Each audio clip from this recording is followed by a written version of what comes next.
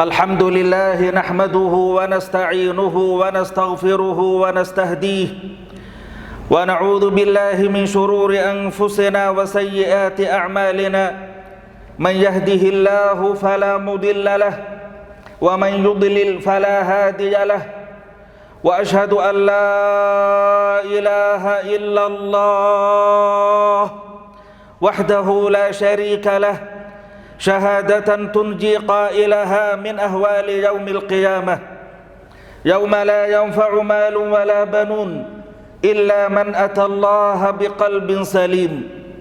إلهي يا رب يا أملي في كل نائبة ومن عليه لكشف الضر أعتمد أشكو إليك أمورا أنت تعلمها ما لي على حملها صبر ولا جلد وقد مددت يدي بالذل مبتهلا إليك يا خير من مدت إليه يد فلا تردنها يا رب خائبة فبحر جودك يروي كل من يرد. وأشهد أن سيدنا وحبيبنا محمدا عبده ورسوله وصفيه من خلقه وحبيبه بلغ الرسالة وأدى الأمانة ونصح الأمة وكشف الله تعالى به الغمة وجاهد في سبيل الله حتى أتاه اليقين.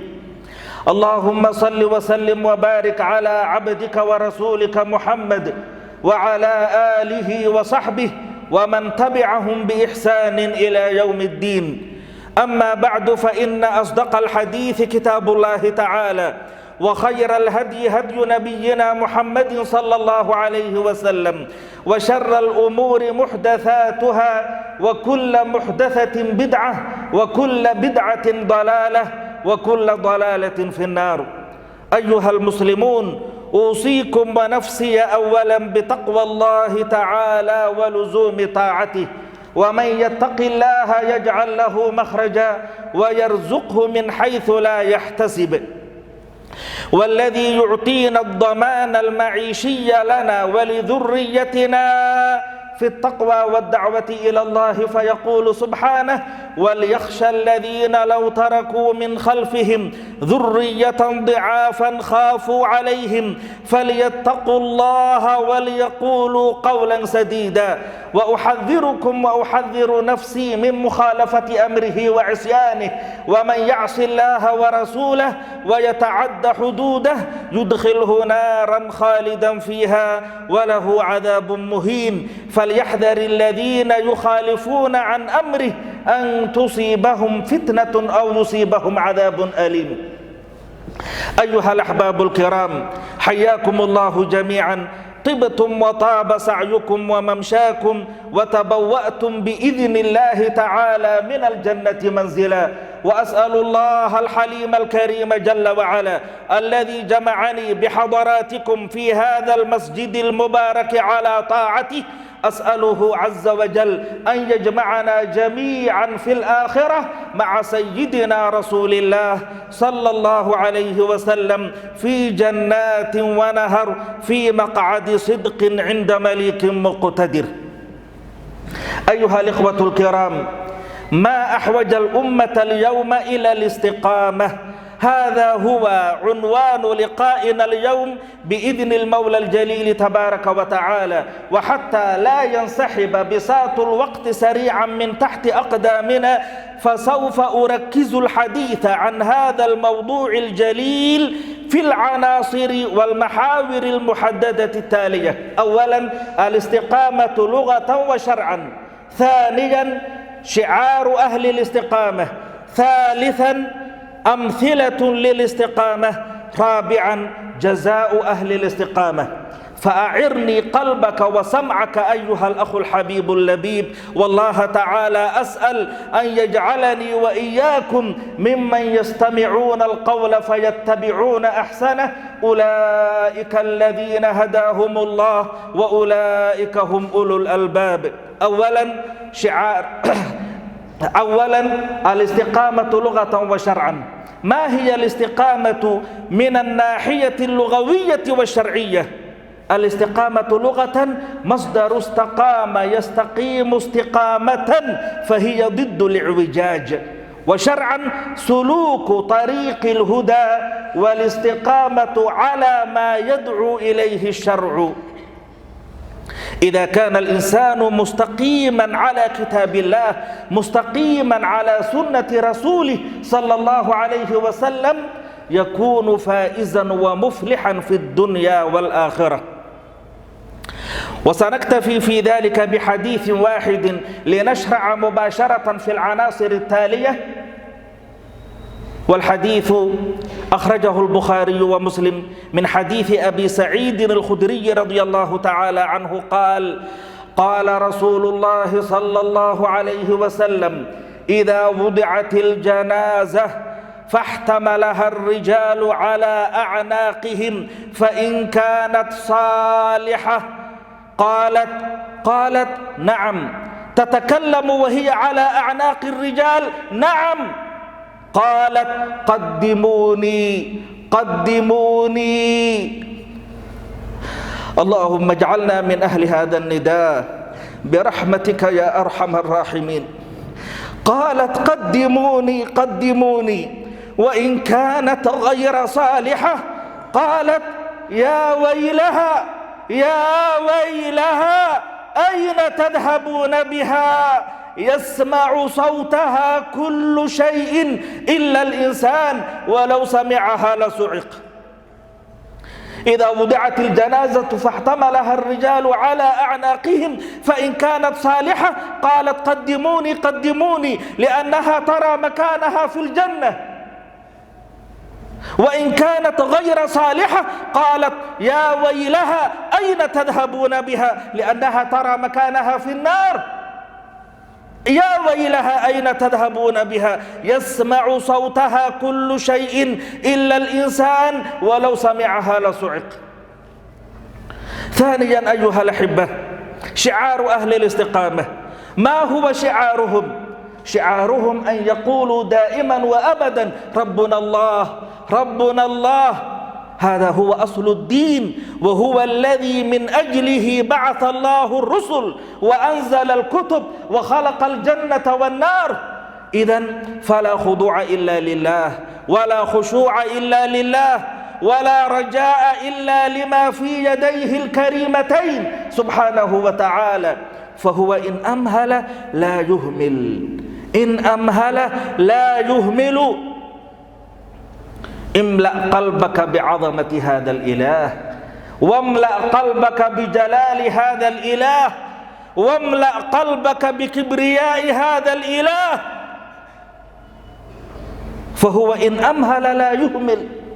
املأ قلبك يا عبد الله بعظمة الملك، واملأ قلبك بجلال الملك، واملأ قلبك بكبرياء الملك، واملأ قلبك بمحبة الملك سبحانه وتعالى. الله الله الله الله الله اسم علم مفرد دال على الذات، لصاحبه كل كمال وكل جلال وكل جمال. الله الاسم الذي ما تعلق به مظلوم إلا نصره وآواه.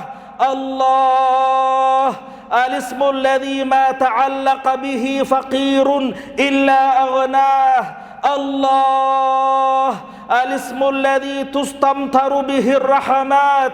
الله الاسم الذي تستجاب به الدعوات.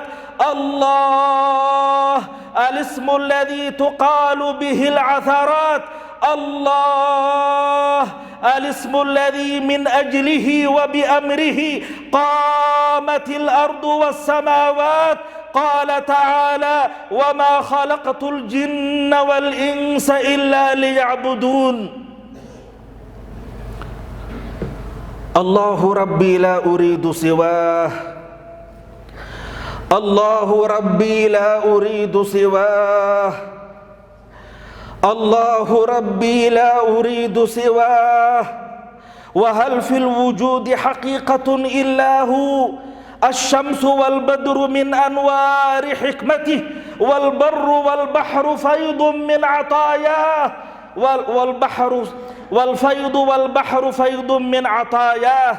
الطير سبحه، والوحش مجده، والموج كبره، والحوت ناجاه، والنمل تحت الصخور السم قدسه، والنحل يهتف حمدا في خلاياه، والناس يعصونه جهرا فيسترهم، والعبد ينسى وربي ليس ينساه.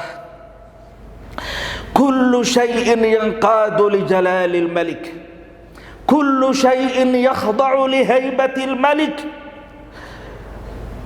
وإن من شيء إلا يسبح بحمده ولكن لا تفقهون تسبيحهم إنه كان حليما غفورا.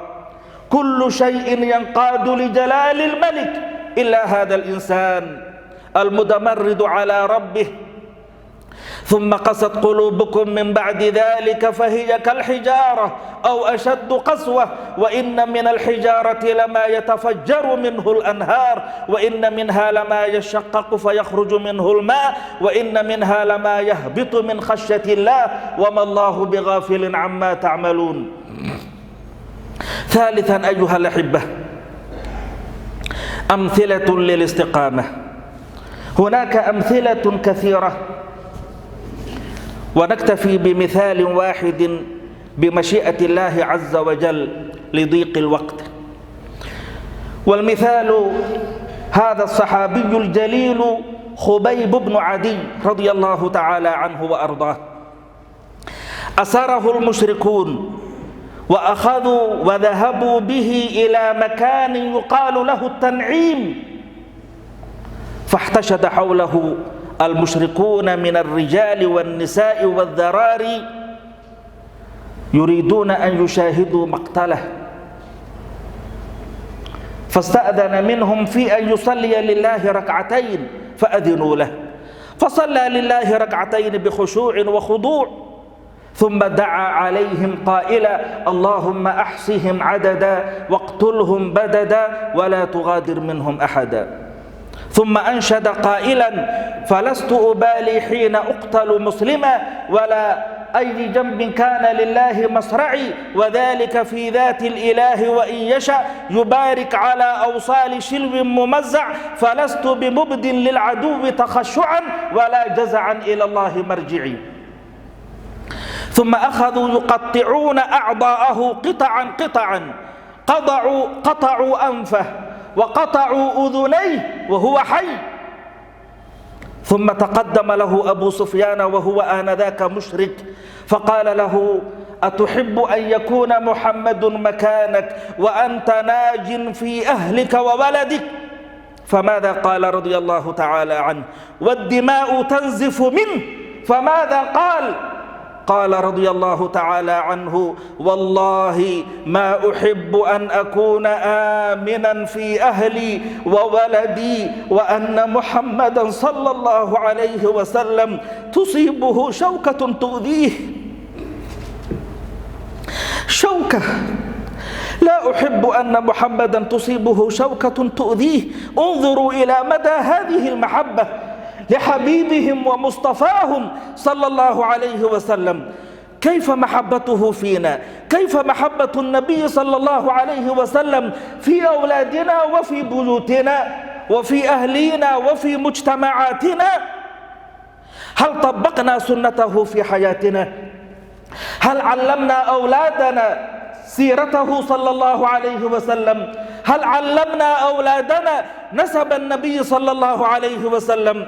والله لا أرى هذه الحادثة المؤلمة، لا أنسى تلك الحادثة المؤلمة بينما كنا نتجول في بعض الطرق، إذ رأينا طفلا صغيرا لا يجاوز عمره 6 أو 7 سنوات وهو يغني ويحرك رأسه هكذا وهو يمشي على الطريق يغني. فقلنا له: يا هذا أتعرف اسم النبي؟ قال: نعم. طيب ما اسمه؟ فقال: اسمه محمد.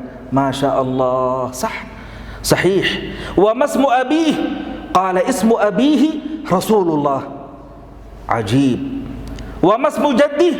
قال اسم جده صلى الله عليه وسلم، محمد ابن رسول الله ابن صلى الله عليه وسلم، بدلا من أن يقول هو محمد بن عبد الله بن عبد المطلب بن هاشم ابن عبد مناف ابن قصي ابن كلاب ابن مرة ابن كعب ابن لؤي ابن غالب ابن فهر ابن مالك ابن النضر ابن كنانة ابن خزيمة ابن مدركة ابن إلياس ابن مضر ابن نزار ابن معد ابن عدنان. لا يعرف نسب النبي لكنه يحفظ كل الأغاني، يحفظ جميع الأغاني.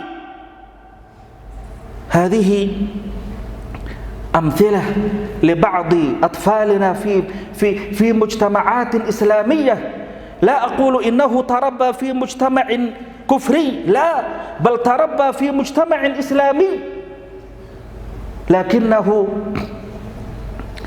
ما تعلم من مدرسة إسلامية، وما ذهب به والداه إلى مدرسة.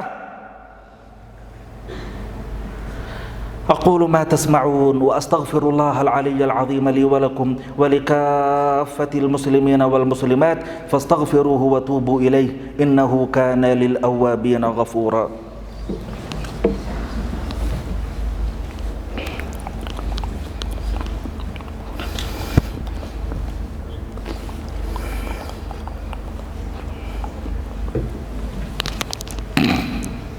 الحمد لله، الحمد لله حمدا كثيرا كما أمر، وأشهد أن لا إله إلا الله وحده لا شريك له إرغاما لمن جحد به وكفر، وأشهد أن سيدنا وحبيبنا محمدا عبده ورسوله سيد البشر صلى الله عليه وعلى آله الأطهار وصحابته الأبرار وسلم تسليما كثيرا إلى يوم الدين. أما بعد، فيا عباد الله، اتقوا الله حق تقاته ولا تموتن إلا وأنتم مسلمون. تعالوا بنا إلى العنصر الأخير، ألا وهو جزاء أهل الاستقامة. ما هو جزاؤهم؟ ما جزاء الذين قالوا ربنا الله ثم استقاموا؟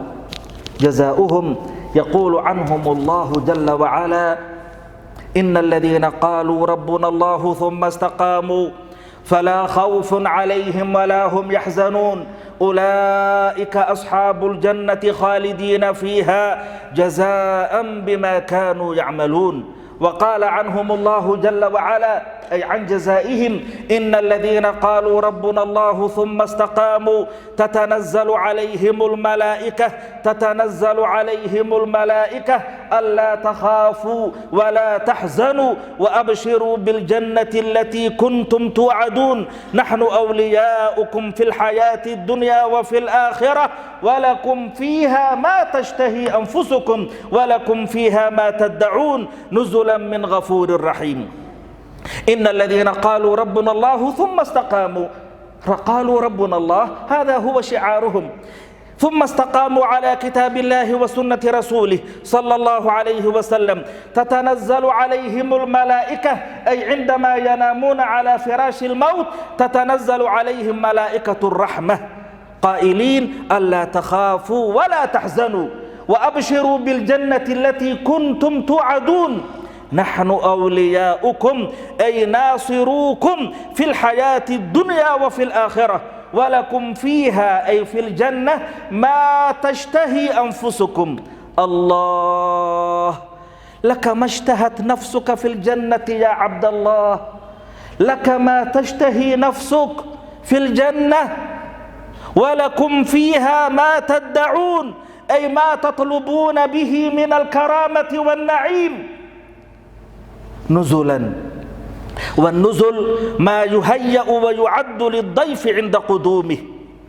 هذا النزل وهذه الضيافة ليست من عند أي ملك من ملوك الدنيا، بل هذه الضيافة وهذا النزل من عند ملك الملوك جل جلاله وعم نواله ولا إله غيره، نزلا من غفور رحيم.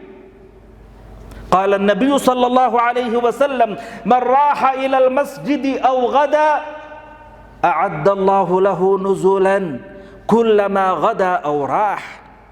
نسأل الله عز وجل أن يجعلنا من أهل الاستقامة، وأن يجعلنا من الذين قالوا ربنا الله ثم فلا خوف عليهم ولا هم يحزنون. وصلوا وسلموا على من أمركم الله تبارك وتعالى بالصلاة والسلام عليه بقوله جل وعلا: إن الله وملائكته يصلون على النبي يا أيها الذين آمنوا صلوا عليه وسلموا تسليما. اللهم صل وسلم وبارك على عبدك ورسولك محمد وعلى آل سيدنا محمد وأزواجه وذريته كما صليت على سيدنا إبراهيم وعلى آل سيدنا إبراهيم، وبارك على سيدنا محمد وعلى آل سيدنا محمد كما باركت على سيدنا إبراهيم وعلى آل سيدنا إبراهيم في العالمين إنك حميد مجيد. وارض اللهم عن الصحابة الكرام أبي بكر وعمر وعثمان وعلي، وعن الصحابة والتابعين وتابعيهم بإحسان إلى يوم الدين. اللهم أعز الإسلام والمسلمين، اللهم أعز الإسلام والمسلمين، اللهم أعز الإسلام والمسلمين، وأذل الشرك والمشركين، ودمر أعداءك أعداء الدين يا رب العالمين.